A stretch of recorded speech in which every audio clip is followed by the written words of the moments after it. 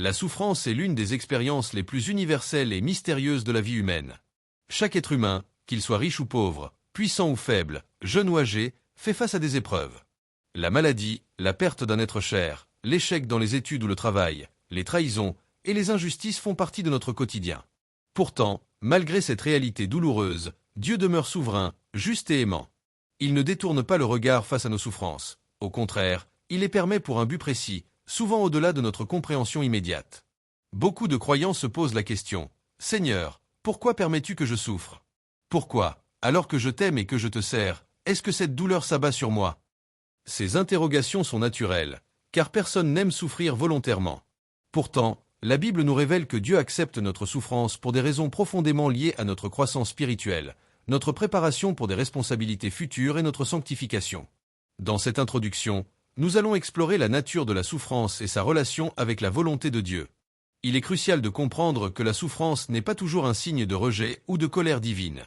Dans de nombreux cas, elle est un instrument de transformation et de préparation.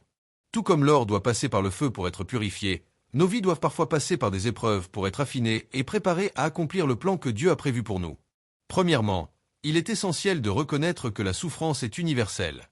Aucun être humain n'y échappe. Même les grands personnages bibliques ont souffert.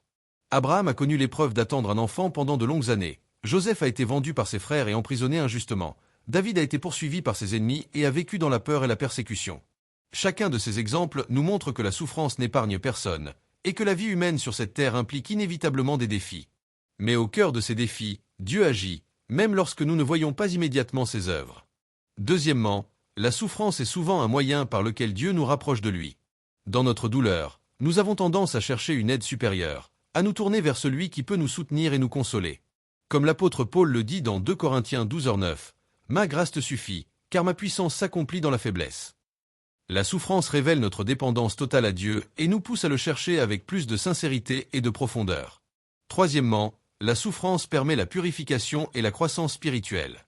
Tout comme une plante qui doit affronter la tempête pour renforcer ses racines, notre foi est souvent solidifiée à travers les épreuves.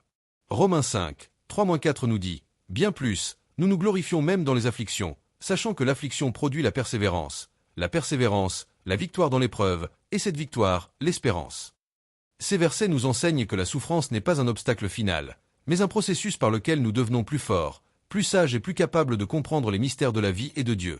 Quatrièmement, la souffrance peut servir de témoignage pour les autres.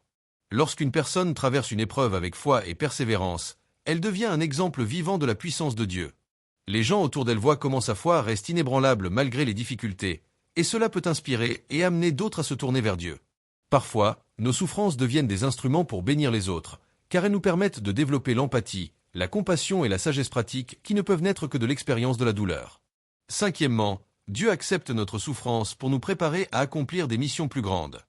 Il ne nous laisse pas souffrir sans raison. Joseph, après avoir été trahi et emprisonné, est devenu le sauveur de nombreuses vies en Égypte. David, après avoir été persécuté, est devenu roi et un exemple de leadership guidé par Dieu. La souffrance est souvent une étape nécessaire pour accéder à des responsabilités et à des bénédictions que nous n'aurions pas pu atteindre sans cette expérience. Enfin, il est important de comprendre que la souffrance n'est jamais définitive pour le croyant. Même si nous traversons des moments de douleur intense, Dieu promet que tout concourt à notre bien. Romains 8h28 nous assure « Nous savons, du reste, que toute chose concourt au bien de ceux qui aiment Dieu. » Cette promesse nous donne l'espérance et la certitude que, malgré la douleur présente, un plan divin est en action pour nous conduire à la victoire, à la croissance et à la bénédiction. Nous devons accepter que la souffrance fait partie du plan de Dieu pour nous. Elle n'est pas un hasard ni une punition arbitraire, mais un instrument de transformation et de préparation. Comprendre cela ne diminue pas la douleur, mais nous donne la perspective nécessaire pour traverser les épreuves avec foi et courage. Nous allons explorer dans les parties suivantes des exemples concrets, des illustrations bibliques, des situations de la vie quotidienne et des moyens pratiques pour vivre et surmonter nos souffrances avec l'aide de Dieu. Pour comprendre pourquoi Dieu accepte notre souffrance, il est souvent utile de passer par une illustration concrète, quelque chose que chacun peut visualiser et ressentir. Les enseignements abstraits sont importants, mais les histoires parlent directement au cœur, car elles permettent de voir comment la souffrance, bien que douloureuse et injuste parfois, peut produire un résultat transformateur et glorieux lorsque nous faisons confiance à Dieu. Imaginons l'histoire de Samuel, un jeune homme plein d'ambition et de rêves. Samuel avait grandi dans un foyer chrétien, entouré de valeurs solides et d'un amour profond pour Dieu. Dès son adolescence, il avait le désir de réussir dans sa carrière, de servir la société, mais surtout de glorifier Dieu à travers son travail. Il croyait que si l'on priait, travaillait dur et vivait selon les commandements, la vie serait juste et la prospérité suivrait automatiquement. Samuel décrocha un emploi dans une grande entreprise, mais rapidement, il se heurta à des difficultés inattendues. Ses collègues, jaloux de ses compétences et de sa diligence, commencèrent à le critiquer, à répandre de fausses rumeurs et à le marginaliser dans l'entreprise. Malgré son intégrité et sa fidélité, Samuel fut injustement rétrogradé, ses efforts passés semblant être effacés. Cette période de sa vie fut marquée par la tristesse, la frustration et même le doute spirituel. Il se demandait « Seigneur, pourquoi permets-tu que je souffre alors que je te suis fidèlement ?» Au lieu de céder à la colère ou au découragement, Samuel choisit de continuer à se confier en Dieu. Chaque jour, il priait et méditait sur la parole, cherchant la sagesse et la patience pour supporter l'injustice. Il se rappela des versets bibliques comme Psaume 34, 19, qui dit « Le juste a beaucoup de malheurs, mais de tous, l'Éternel le délivre. » Ces paroles devinrent son ancre dans la tempête, lui rappelant que ses souffrances n'étaient pas ignorées et qu'elles pouvaient être transformées en bénédictions. Quelques mois plus tard, un tournant inattendu se produisit. L'entreprise connut une réorganisation majeure, et grâce à son intégrité et à ses compétences, Samuel fut choisi pour un projet crucial impliquant des responsabilités qu'aucun autre employé n'avait auparavant assumées. Ce projet non seulement révéla son potentiel, mais permit également de transformer l'entreprise et d'améliorer la vie de nombreux collègues et clients. Ce qu'il avait considéré comme une souffrance injuste était en réalité une préparation divine. Son endurance et sa foi l'avaient placé au bon moment et au bon endroit pour accomplir un plan plus grand. Cette illustration montre plusieurs leçons profondes. Premièrement, la souffrance n'est pas toujours punitive. Samuel n'a pas été puni par Dieu pour ses péchés, mais il a été éprouvé pour tester et renforcer sa foi et son caractère. Dieu accepte nos souffrances parfois pour nous former, pour nous apprendre la patience, l'humilité et la persévérance. Sans ces expériences, Samuel n'aurait peut-être jamais été prêt à assumer les responsabilités qui lui furent confiées. Deuxièmement, la souffrance révèle notre véritable dépendance à Dieu. Lorsqu'il était humilié et isolé, Samuel a dû se tourner entièrement vers Dieu pour trouver force et réconfort. Ses prières n'étaient plus des paroles de routine, mais des cris du cœur, sincères et profonds. C'est souvent dans la faiblesse et l'épreuve que nous expérimentons le plus intensément la puissance et la fidélité de Dieu, exactement comme Paul l'exprime dans 2 Corinthiens 12:9. « Ma grâce te suffit, car ma puissance s'accomplit dans la faiblesse. » Troisièmement, la souffrance devient un témoignage.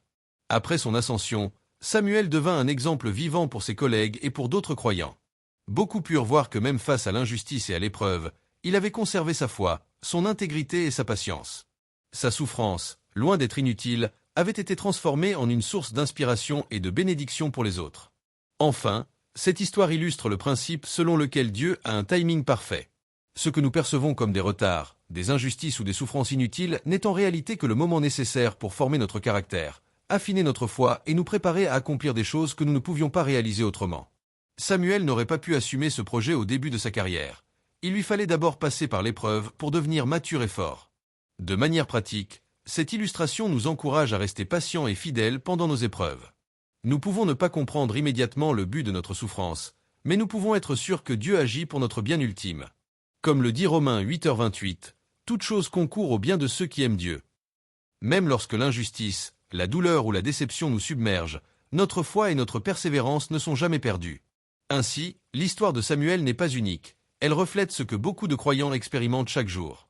La souffrance, bien qu'inévitable, est un instrument que Dieu utilise pour nous préparer à un avenir plus grand, pour révéler notre dépendance envers lui, et pour produire des bénédictions qui dépassent nos attentes.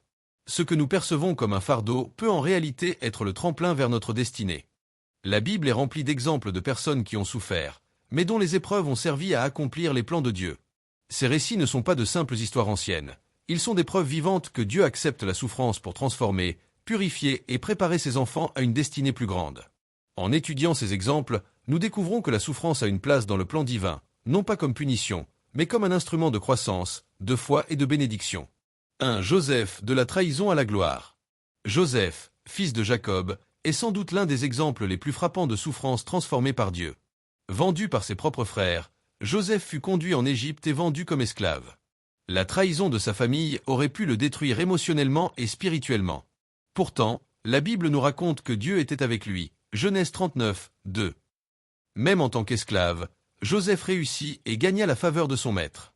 Lorsque faussement accusé par la femme de Potiphar et jeté en prison, il aurait pu sombrer dans le désespoir, mais il resta fidèle à Dieu. Des années plus tard, Joseph devint gouverneur d'Égypte, sauvant des nations entières de la famine. Leçon clé. La souffrance n'est pas un rejet de Dieu. Elle peut préparer une personne à un rôle plus grand. Dieu transforme les injustices en opportunités pour sa gloire. Verset à méditer. Genèse 50, 20. Vous aviez médité de me faire du mal, mais Dieu a changé cela en bien. Romains 8h28. Tout concourt au bien. 2 Job, la patience dans l'épreuve. Job est un autre exemple remarquable. Homme juste, il perdit ses enfants, sa richesse et sa santé, subissant des souffrances inimaginables. Pourtant, Job ne maudit jamais Dieu. Il exprime sa douleur, questionne et souffre, mais il ne renonce jamais à sa foi. À travers ces épreuves, Job a appris l'humilité, la dépendance à Dieu et la profondeur de sa miséricorde. À la fin, Dieu restaure Job, doublant tout ce qu'il avait perdu. Leçon clé. La souffrance purifie et affine la foi. Elle enseigne la patience et la résilience spirituelle. Dieu récompense ceux qui persistent malgré l'injustice. Verset à méditer. Job 1h21. L'Éternel a donné, l'Éternel a repris. Job 42, 12. L'Éternel bénit les derniers jours de Job plus que ses débuts. 3. David, persécuté mais choisi par Dieu. Avant de devenir roi, David passa des années à fuir Saül, qui voulait le tuer par jalousie et peur. Il vécut dans la pauvreté, l'exil et la peur constante, mais il ne se rebella jamais contre Dieu. Ces années de souffrance forgèrent son caractère, lui apprirent la patience et le leadership, et le préparèrent à devenir un roi selon le cœur de Dieu. Leçon clé. La persécution forge le caractère. La souffrance révèle la fidélité de Dieu. Les épreuves préparent à des responsabilités futures. Verset à méditer. Psaume 34, 19. Le juste a beaucoup de malheur, mais l'Éternel le délivre de tous. 1 Samuel 16h01. Dieu choisit David malgré ses circonstances difficiles. 4 Élie, découragement et restauration. Élie, prophète de Dieu, traversa des périodes de découragement intense après avoir confronté les faux prophètes et combattu l'idolâtrie. Il se cacha et souhaita mourir, se sentant abandonné et seul. Pourtant, Dieu ne le rejeta pas. Il le nourrissait, le guidait et le renforçait pour accomplir encore davantage. Leçon clé. Même les serviteurs fidèles peuvent souffrir et se sentir accablés. La souffrance peut être spirituelle et émotionnelle, mais Dieu fournit force et soutien. La restauration divine arrive après la période de faiblesse. Verset à méditer. 1 Roi 19, 5-8. Dieu envoie un ange pour nourrir et soutenir Élie. Ésaïe 40, 31. Ceux qui espèrent en l'Éternel renouvellent leur force. 5. Jésus-Christ, le modèle suprême de souffrance acceptée. Le plus grand exemple de souffrance acceptée par Dieu est Jésus-Christ lui-même. Bien qu'innocent, il a été persécuté, rejeté, trahi et crucifié. Sa souffrance n'était pas pour sa propre faute, mais pour accomplir le salut de l'humanité. Jésus a accepté la douleur pour obéir à la volonté de Dieu et pour démontrer l'amour parfait. Leçon clé. La souffrance peut être un acte d'obéissance et d'amour. Dieu utilise la souffrance pour accomplir des plans qui dépassent la compréhension humaine. La victoire finale sur la souffrance est possible à travers la foi en Dieu. Verset à méditer. Ésaïe 53, 3-5. Méprisé, souffrant, mais par ses blessures nous sommes guéris. Hébreux 12h2. Jésus a supporté la croix, méprisant la honte. Comprendre pourquoi Dieu accepte la souffrance devient plus concret lorsque nous regardons autour de nous et observons la vie quotidienne. Les épreuves que nous traversons ne sont pas uniquement spirituelles ou bibliques. Elles se manifestent dans le travail, les relations, la santé, l'éducation et même dans notre développement personnel. La vie moderne regorge d'exemples qui illustrent comment la douleur et les difficultés façonnent notre caractère, notre foi et notre avenir. 1. Les épreuves professionnelles. Prenons l'exemple de Léa, une jeune professionnelle ambitieuse qui avait décroché son premier emploi dans une grande entreprise. Au début, elle était motivée, pleine d'énergie et prête à apprendre. Cependant, très vite, elle fit face à des collègues jaloux, des tâches injustement attribuées et un supérieur autoritaire qui critiquait constamment son travail. Chaque journée semblait plus difficile que la précédente. Si Léa avait cédé à la colère ou au découragement, elle aurait peut-être quitté son emploi ou développé un ressentiment profond. Mais elle décida de persévérer, d'apprendre de chaque critique et de renforcer ses compétences. Quelques années plus tard, cette même persévérance et cette patience lui permirent de gravir les échelons, jusqu'à devenir responsable d'un département clé. La souffrance initiale, bien que douloureuse, avait été transformée en expérience et en maturité professionnelle. Leçon. La souffrance dans le travail peut être un instrument de formation, préparant à des responsabilités plus grandes et à une carrière plus solide. Dieu accepte ces épreuves pour que nous développions patience, persévérance et intégrité. 2. Les épreuves dans les relations. Dans la vie quotidienne, les relations humaines sont souvent source de douleur. Les malentendus, les trahisons, les conflits familiaux ou amicaux peuvent provoquer un immense stress émotionnel. Prenons l'exemple de Marc, qui vivait une amitié de longue date avec quelqu'un en qui il avait entièrement confiance. Cette personne le trahit et répandit des rumeurs à son sujet, causant de la honte et de la douleur. Face à cette souffrance, Marc aurait pu nourrir la rancune et la colère, mais il choisit de prier et de pardonner. Avec le temps, il réalisa que cette épreuve l'avait aidé à discerner les vraies relations, à valoriser la loyauté et à se rapprocher de Dieu pour trouver consolation et direction. Aujourd'hui, il entretient des relations plus saines et sa foi est plus profonde. Leçon: la souffrance dans les relations permet d'affiner notre discernement, de renforcer notre patience et d'apprendre le pardon. Dieu utilise ces épreuves pour purifier nos cœurs et nous préparer à des relations plus authentiques et bénies. 3. Les épreuves dans l'éducation et la formation. Les étudiants et apprentis connaissent également la souffrance dans leurs études. Les longues heures de travail, les échecs aux examens et la pression académique sont autant d'épreuves qui, si elles sont affrontées avec foi et persévérance, forgent le caractère et la discipline. Par exemple, Clara rêvait de devenir médecin. Elle échoua à son premier examen crucial et fut dévastée. Cependant, au lieu de se décourager, elle redoubla d'efforts, étudia avec plus de méthode et chercha le soutien de mentors et de camarades. Quelques années plus tard, elle réussit brillamment, devenant un médecin compétent et compatissant. Sa souffrance initiale avait été un moteur de discipline, de résilience et de succès futur. Leçon: la souffrance dans l'éducation n'est pas une punition, mais une formation. Dieu accepte ces difficultés pour que nous développions l'endurance, la persévérance et la capacité à surmonter les obstacles. 4. Les épreuves dans la santé. La maladie et les problèmes de santé sont parmi les formes de souffrance les plus universelles. Que ce soit une maladie chronique, une blessure ou une hospitalisation prolongée, ces épreuves testent notre patience, notre foi et notre force intérieure. Un exemple concret est celui de Pierre, atteint d'une maladie auto-immune qui limitait sa mobilité et ses activités quotidiennes. Cette souffrance aurait pu le décourager complètement. Cependant, il choisit de s'appuyer sur Dieu et de rechercher des solutions, des traitements et un soutien communautaire. Au fil du temps, il développa non seulement la résilience physique, mais également une force spirituelle impressionnante, devenant un exemple de foi et de persévérance pour sa famille et sa communauté. Leçon: les épreuves de santé acceptées avec foi renforcent la patience et révèlent la dépendance à Dieu. Elles deviennent aussi un témoignage vivant de persévérance et d'espérance. 5. La souffrance dans le développement personnel.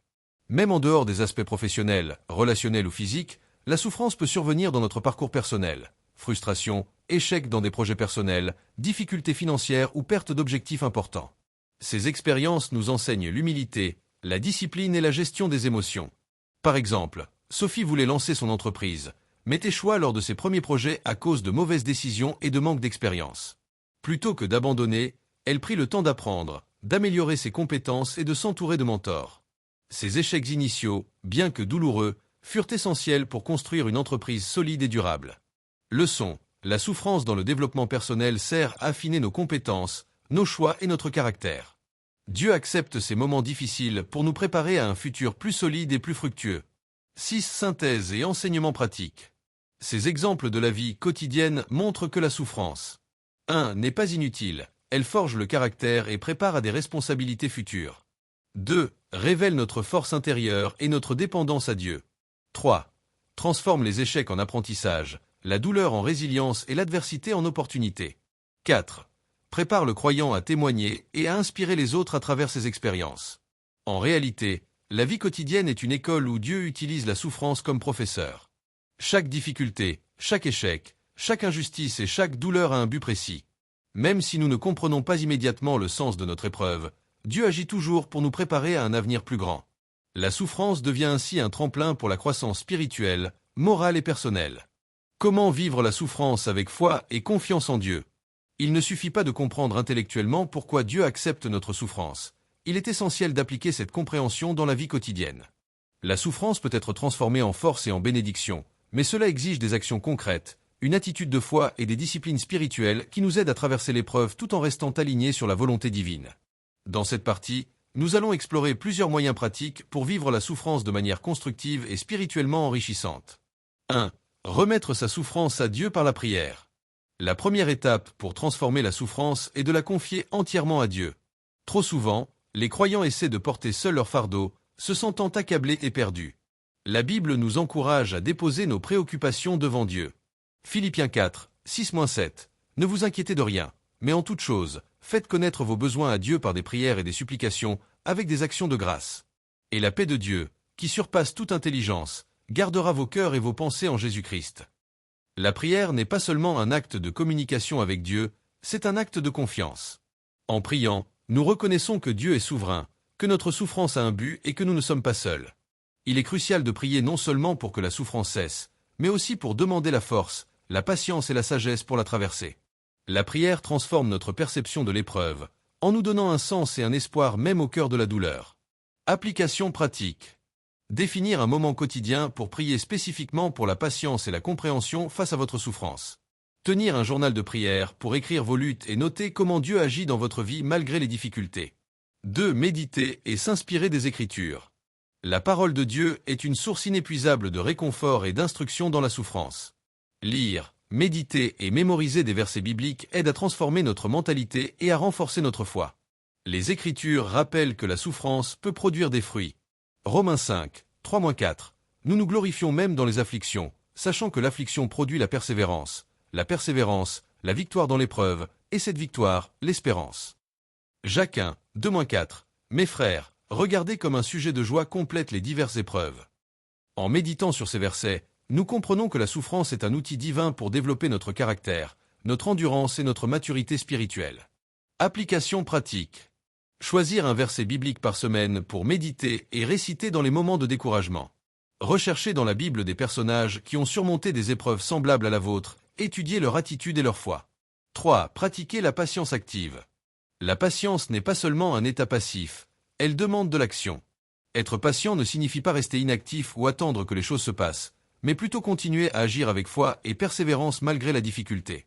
Cela peut inclure travailler sur vos compétences même dans les échecs, maintenir des relations saines malgré les conflits, poursuivre vos objectifs malgré les obstacles financiers ou émotionnels. Application pratique.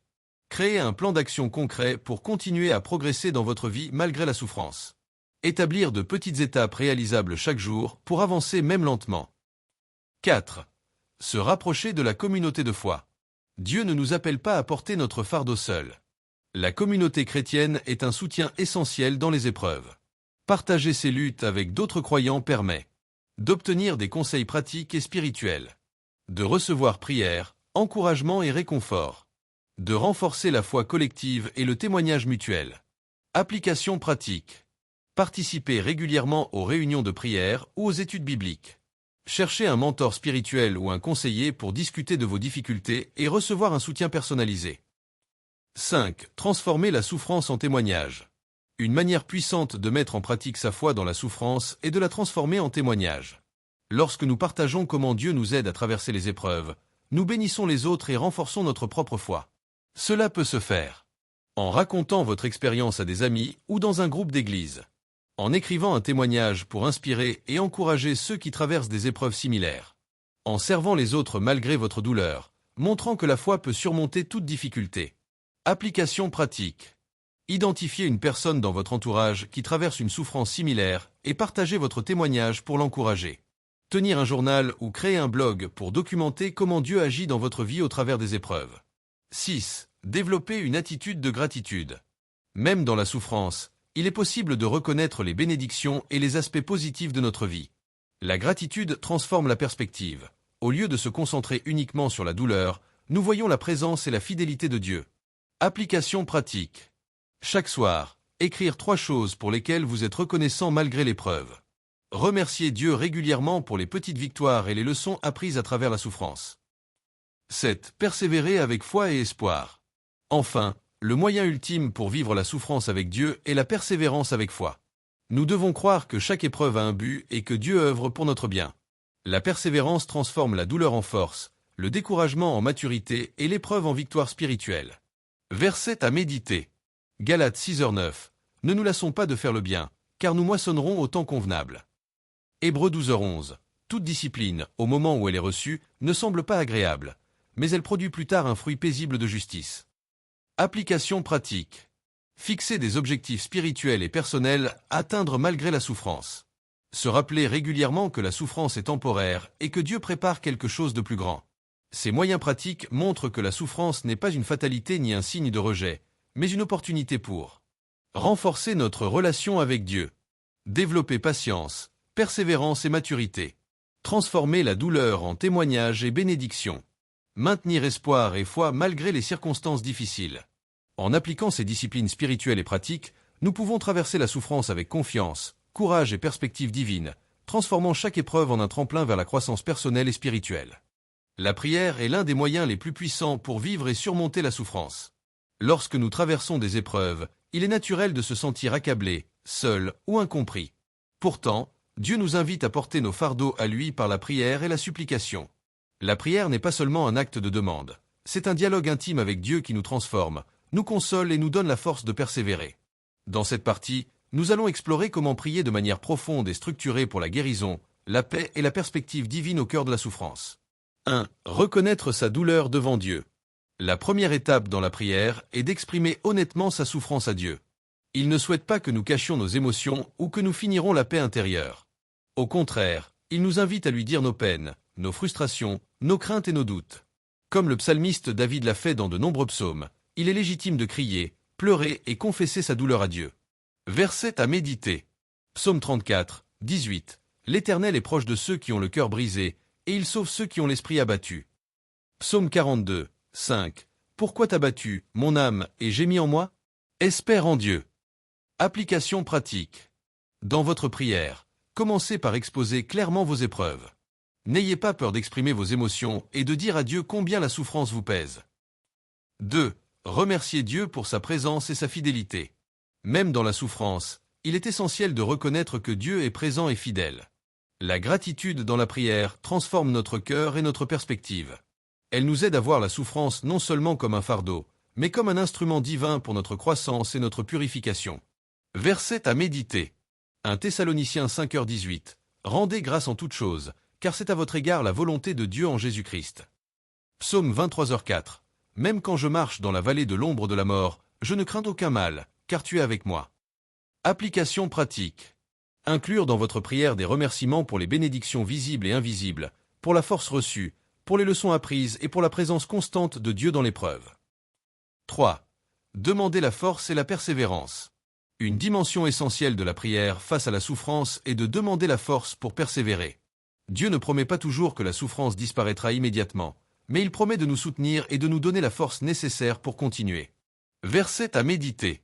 Ésaïe 40, 31. Ceux qui espèrent en l'Éternel renouvellent leur force, ils courent sans se fatiguer. Philippiens 4h13. Je puis tout par celui qui me fortifie. Application pratique. Demandez à Dieu de renouveler votre énergie spirituelle et émotionnelle chaque jour. Récitez des prières de foi et de persévérance au début et à la fin de chaque journée pour rester ancré malgré les épreuves. 4. Demandez la compréhension et la sagesse. Souvent, la souffrance provoque confusion et questionnement. Dans la prière, il est crucial de demander à Dieu la sagesse pour comprendre le but de l'épreuve et comment y répondre de manière constructive. Verset à méditer. Jacques 1h5. Si quelqu'un manque de sagesse, qu'il la demande à Dieu, et elle lui sera donnée. Proverbe 3, 5-6. Confie-toi en l'Éternel de tout ton cœur, il aplanira tes sentiers. Application pratique. Inclure dans votre prière des demandes pour la lucidité, la patience et la compréhension des leçons que Dieu veut vous enseigner à travers votre souffrance. Cherchez à discerner non seulement le « pourquoi » de l'épreuve, mais aussi le « comment » pour réagir selon la volonté divine.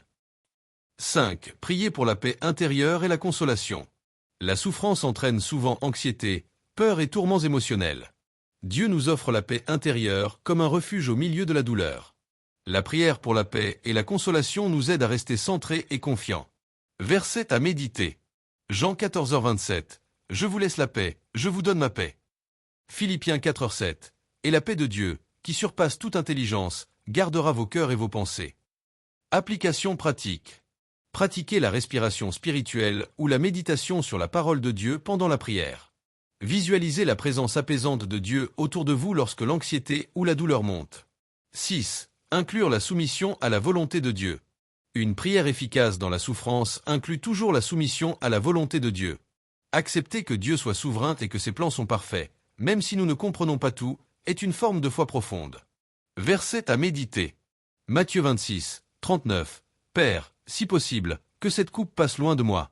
Toutefois, non pas comme je veux, mais comme tu veux. Romains 8h28. Nous savons que toute chose concourt au bien de ceux qui aiment Dieu. Application pratique. Terminez chaque prière en affirmant votre confiance dans la volonté de Dieu et votre désir de suivre ses plans malgré la souffrance. Répétez cette soumission régulièrement pour renforcer la foi et la sérénité intérieure. 7. Exemple de prière complète. Voici un exemple de prière que l'on peut réciter ou adapter.